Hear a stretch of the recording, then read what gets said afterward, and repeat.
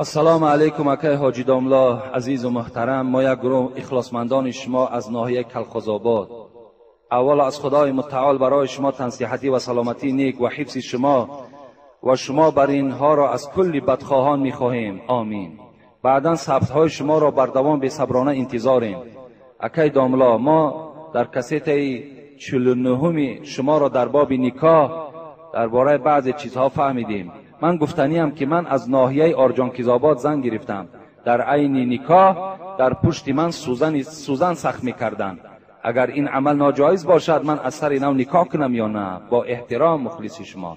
این سوزن زدنم یک نوع بدعت است، یک نوع خرافات ها هستند. اینا از اسلام ما نیستند، مگر که اینا عرف و عادت همین مردم ما شدند که در پشت همان بچه را که نکاح میکنید سوزن میزنید. این هم هیچ معنی ندارد. نکردن هزارها بار افضل و بهتر است. لیکن این برادر در نکاحش ضرر زیان نه آمده است. یعنی این باید از سر نکاح نکند، بلکه امروز مادامی که دانست و فهمید بر دیگر برادرهایش تبلیغ کند که این عمل عملی نادرست است. باید که ما این عمل را ترک کنیم. اکای داملا، التماس با این سوالهای من باز جواب گویید. بعضی آدمان 4 رکعت سنت پیشین را در خانه میخوانند و 4 رکعت فرض را در مسجد خوانده، بعدا باز 2 رکعت سنت را در خانه میخوانند. همین آدمانی که همین خیل نماز میخوانند خانهشان از مسجد 300-400 متر دور میباشد. آیا این عمل درست است یا نه؟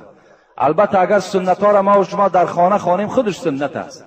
زیرا رسول اکرم حدیث های مبارکش است که شما خانه هاتان به قبرستان مبدل نکنید.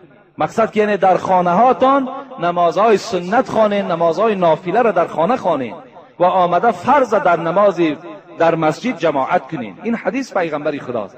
اگر مبادا که کدام برادری که در مسجد هم که اگر سنت چه خواند، این غلط هم نیست، این نادرست هم نیست، لیکن اگر رفته و در خانه‌ش هم که خواند، این افضل تر است. باید ما و شما ملامت نکنیم. این خوب است. شما میتونین حتی در همین مسئله های فقه حنفی، اینا مثلا گوری میری را تماشا کنین، میگوید که سنت بامداد باید در خانه خوانده شود. اگر مبادای در خانه خوانده نشد، در راه خوانینش. در راه نشد، بیرون مسجد خوانین. بیرون مسجد نشد، پس یک استون مسجد خوانین، تا که در صف شما سنت نخوانین. های اندازه تأکیدها آمدگی است. یعنی در خانه ما و شما نماز که خوانیم، تمام جین و دیگرها از خانه ما و شما دور می شود با سبب نماز خواندن ما و شما.